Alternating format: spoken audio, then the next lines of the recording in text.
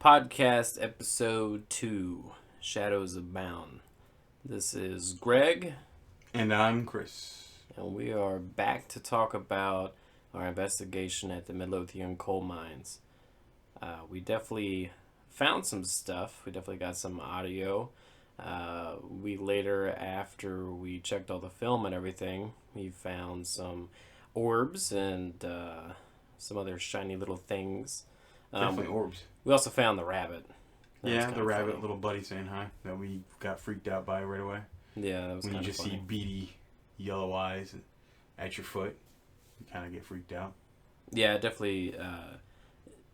In the video, you didn't see it in the beginning, but it scurried underneath our feet, underneath the bridge, and shot out. So it definitely gave us a little scurr.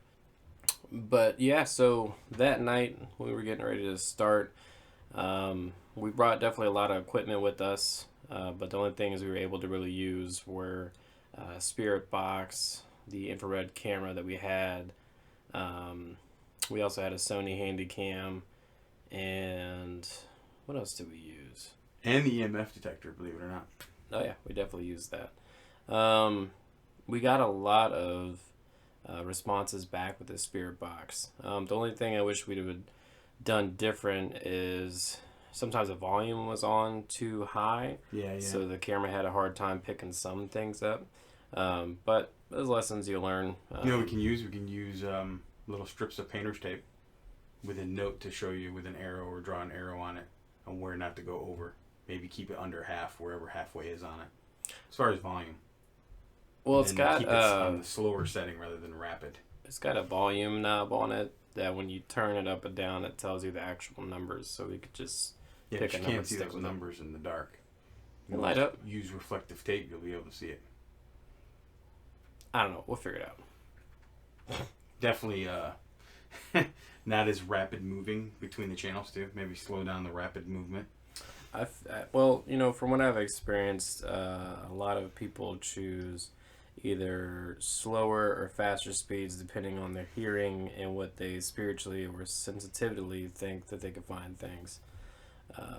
If that's a word, sensitively. Well, I watched a lot of videos, and it's kind of like when you compare one group to the other group. There's a lot of groups now getting into the Estes experiment.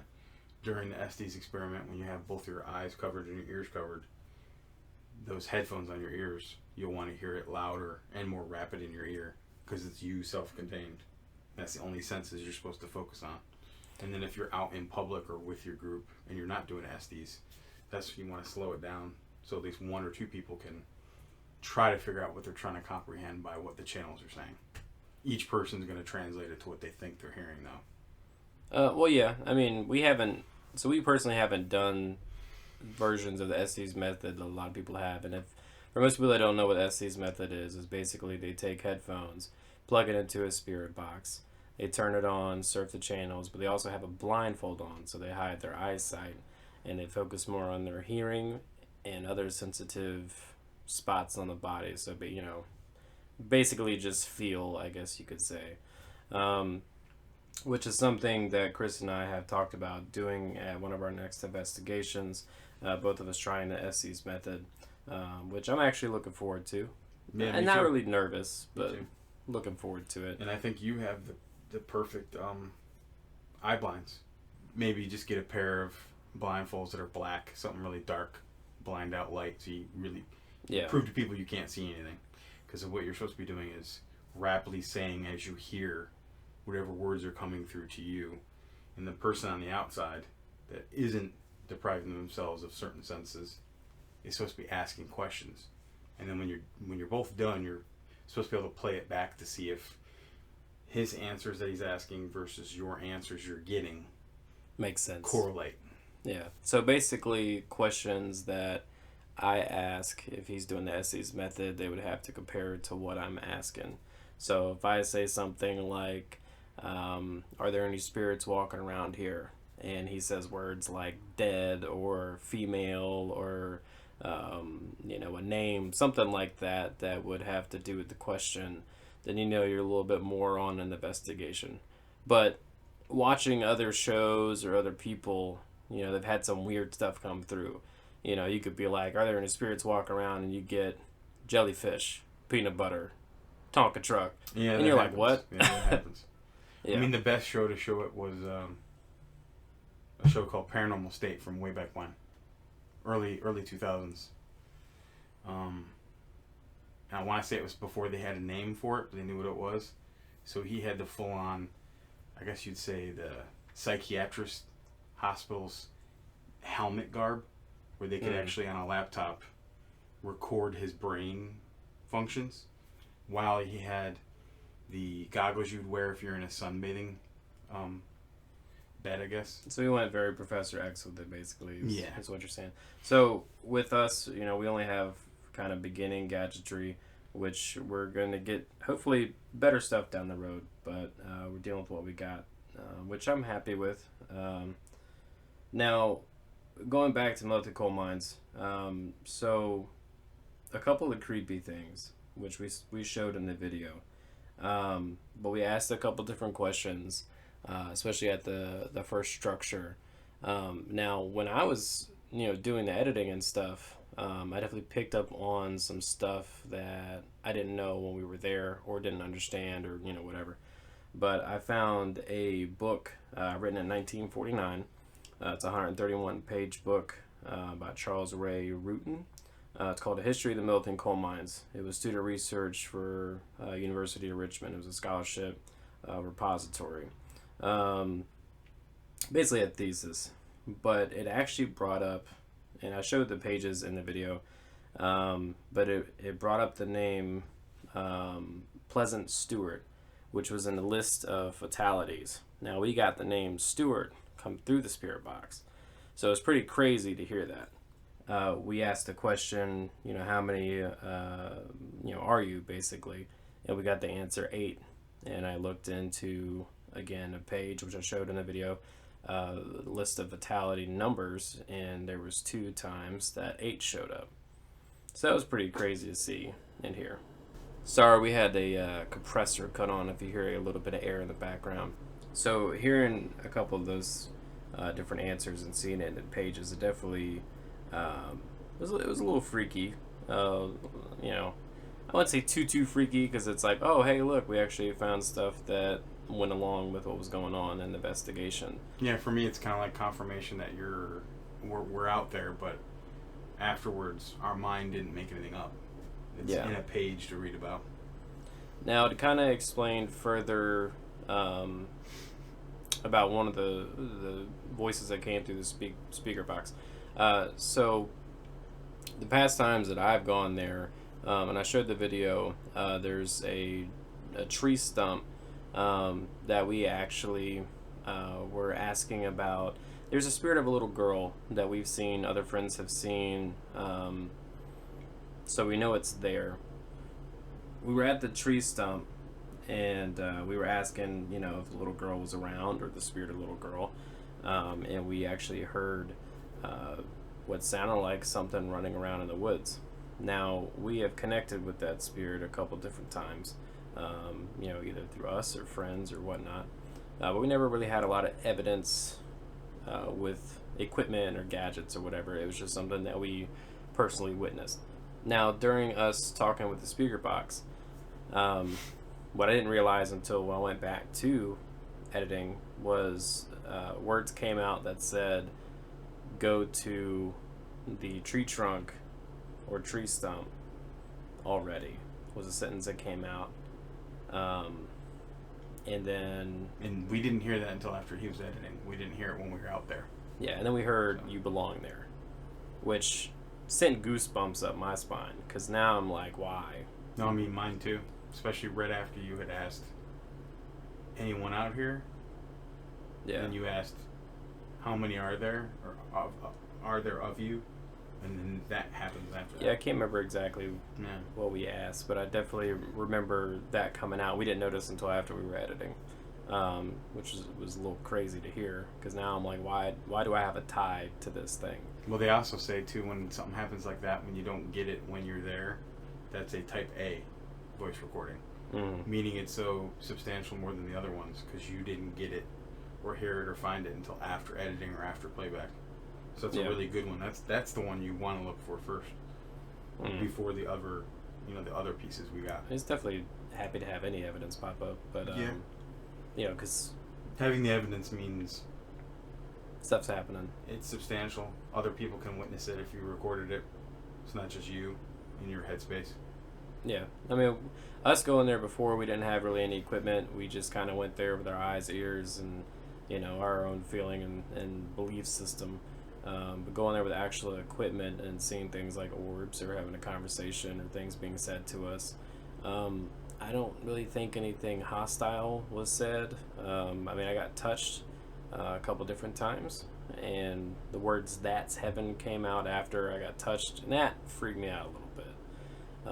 And we definitely felt a weird presence that night because it was quiet, and the moon was kind of gone. Yeah, it wasn't bright like the night before that. The night before that, it was like certain areas were lit up from the moon. There was nothing out there this time. Yeah, so we went there like a week beforehand. I just brought a camera, and we were just trying to check it out and do like a test video, because we go there a lot, but we never really brought equipment. So we just did like a test run, but through the footage, mostly through the video, that was with all the new equipment we got. The first time we did like an official investigation with the stuff we had. Now the things that we didn't get to mess with, we tried the mag light, doing questions with that, but for some reason we didn't get the gist of where to have it unscrew light, I guess. I don't know. I thought it was at the battery end. I think we did it right. At the flashlight end. I think it went more for the EMF detector. Yeah. I think that's what it was. Now we could definitely retest it and see. And then also we had I bought some cat balls that basically are see through. They have some lights in it. They're like the EMF detector, and you place them on the ground, and apparently it touches it or moves by it and the lights come on by motion. We didn't use those. So the mag light and those we didn't use. So we just had the spirit box, the EMF detector, and then of course the cameras. And you just bought a REM pod that's on its way. So I've got a REM pod coming probably, I think like tomorrow or something like that, which I'm excited for. Yeah, no, me too. Yeah. One that could mean because that last time, this part that we're talking about, we had an issue with the batteries not lasting long. Well, that's either the battery or the things out there draining them. This REM pod, when we take it out with us, could mean they'll touch that and go for that first, rather than batteries or other pieces. Yeah, the camera that I got, the batteries that came with it, had very low MAH, which is I can't remember what it is megahertz or megahertz or something like that. But anyway, a cell phone is supposed to have like 7,000 MAH, and these batteries had like 800. So they just kept dying quickly, and or there was some manipulation, because it went from full battery to half battery back to full battery, and then died like not that much longer. Yeah, when I say all within, that all happened, what he said there, within maybe 20-25 minute span. Yeah. So, yeah, there was a little manipulation, but yeah, the batteries could be better too. And that just goes with us going through the processes and learning. Yeah. Picking out the best stuff for the next step. So I bought some new batteries, so we don't have to really deal with that again. So we doubled up the amount we have, and also doubled the amount of MAHs in there. So we should be a little bit more ready for the next one. Yeah, I mean, it should be easy with the cat balls you were talking about, because it's a ball. You touch it gently, it'll move, no matter what direction. And then two, the lights inside don't light up unless it senses something is touching it, which is exactly how the sensor is on the EMF. So it has the same color spectrum too, so it can go from, if you get it right, you can ask it yes or no questions and get it to go blink just red, blink just green, or if it's holding it, whatever it is, then it'll go from red to bluish purple and wave between all colors at once, kind of in a long flash. So I'm excited about those myself. So being there, what was probably your favorite portion of the investigation, or maybe favorite answer or question we asked or anything? obviously that part that you didn't get until you came home, you were editing, where you hear Stuart and It's Heaven. But the beginning part too, where you had set the spirit box right in the middle of the left railing of the first bridge, and I was like, okay, then I'll set the EMF detector facing the device, and I had to make sure like I was stationary, keeping my arm very straight, set that on the railing, make sure the antenna faced the spirit box, and right away I forget what you asked. You were asking a bunch of questions first. You asked asked 2 or 3, but you got cut off in the middle of trying to say the first question. It said something through the spirit box, and right away the light on the EMF detector went from red to purple, and then perfectly shut off when there was no more voices. You asked 2 more questions, and then 3 more voices came out, and the EMF detector lit up from red to purple again. It stayed there until the voices stopped. That was probably my favorite part, because I was like literally getting one piece of tech, picking up the other piece of tech, getting results. I liked that part. That part, and some of the, I want to say it was like, what was that part? We were like on our way to leave. We were on the trail going back up the hill, leaving the first building, and a few pieces came out of the EMF detector. Or no, I'm sorry, the spirit box. I'm trying to remember what they said. But it said like one voice, and I got bad goosebumps. And then it said the second voice, and we both got the same like goosebumps at the same time. So I'd say both those parts. There's definitely some questions I wish I would have asked better, or things I wish I would have asked that were more in depth or more in detail. With the area and stuff like that and the history. I think our camera batteries kept dying on us, and our equipment kept malfunctioning as far as batteries draining, so it kind of messed with it a little bit. It threw us off a little bit. I don't know. The one that sticks with me the most is I asked if there were any Confederate soldiers walking around. Now, back then it was close to the Civil War, so Rayleigh Hill House, which I kept asking about and got no answers. There was a captain, I can't remember his name, I think it was John something, but he stayed at that house, and there was about 100 soldiers that were stationed there, and they were supposed to watch after the coal mining and everything, and supposed to stay over the resources. Oh, so the house was more like a barracks.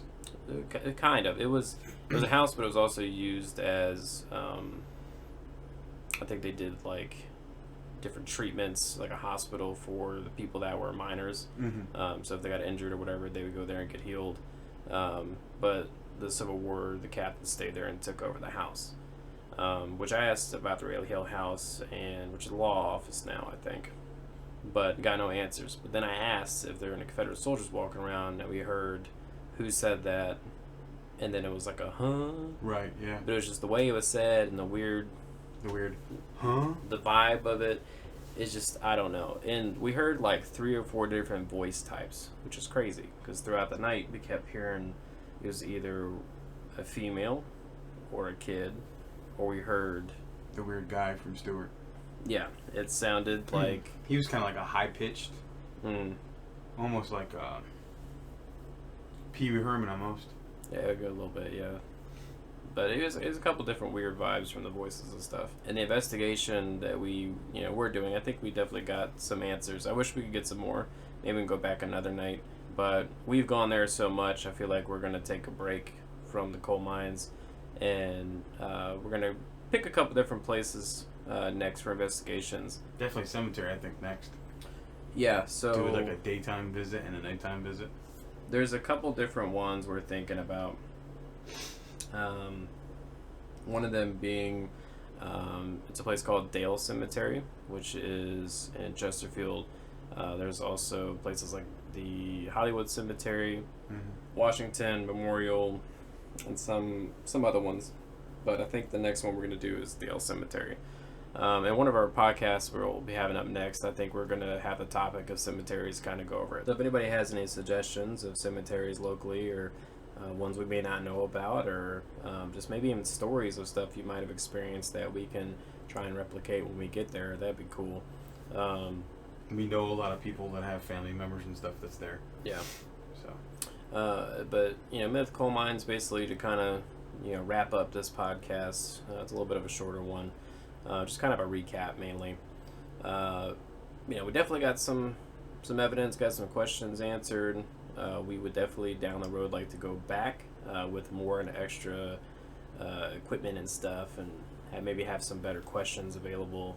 I'd like to do a little bit more research. I might actually sit down and read that whole 131-page book, but not right now. Yeah, I'll sit down and read it with you, but damn. Yeah. It's a big book. Definitely. Well, it's not Well, I mean, if you think about it's not a big book. I mean, people are going out buying Star Wars books and they have 400 pages, so. Or, Harry Potter, Lord of the Rings. Harry Potter, 600 pages. The Bible. Yeah, the Bible, Lord of the Rings, 1,000 pages. Yeah. But, anywho, so next, so Midlothian Coalmines is done. It was fun. I'd like to go out there again. Yeah, very fun. But next up, we're going to be doing, I think, Dale Cemetery. So definitely, we look forward to bringing y'all on that investigation. We're probably going to be doing, and let us know if you want to see it, more of, we think about doing like a daytime episode and a nighttime episode at the same place. See if we get some better stuff. See if we get different things during the day. We might lift some trigger items and see if anything gets manipulated. That's an idea we're going to bring up. Yeah. Yeah. Let us know if you got any suggestions or what you want to see, and maybe we'll get to it. But anything you want to wrap up? Yeah, the trigger items would be a perfect idea for the cemetery, because when we were there visiting it a couple weekends ago, you notice some time periods and some year to dates.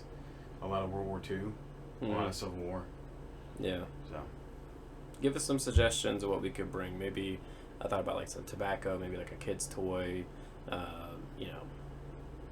maybe a certain kind of flower or something like that. I got my grandpa's medals from World War II, so I can bring one of those at least. Wow, I wouldn't bring that. I would keep that nice and neat somewhere. Nah. Yeah, he's got a medal for being the first history rifleman and a cook. I could bring that, which is just a maroon ribbon. And if someone in the military that's buried there that's a vet during the same time period, that might be a trigger for them to want to talk. I mean, if you want to bring it, definitely. But give us some suggestions, give us some ideas, and we'll try and come up with some stuff. Yeah, please, suggestions, comments. Like we said the first time there, any comment is a good comment. Yep, feedback. Definitely. So this is Shadowsabound. I'm Greg. And I'm Chris. And this is the wrap-up of Midlothian Coalmines and also podcast episode number 2. Season 1. Yeah, well, yeah. But we'll see you next at, hopefully, Dale Cemetery. Happy hunting. Peace, y'all. Yeah.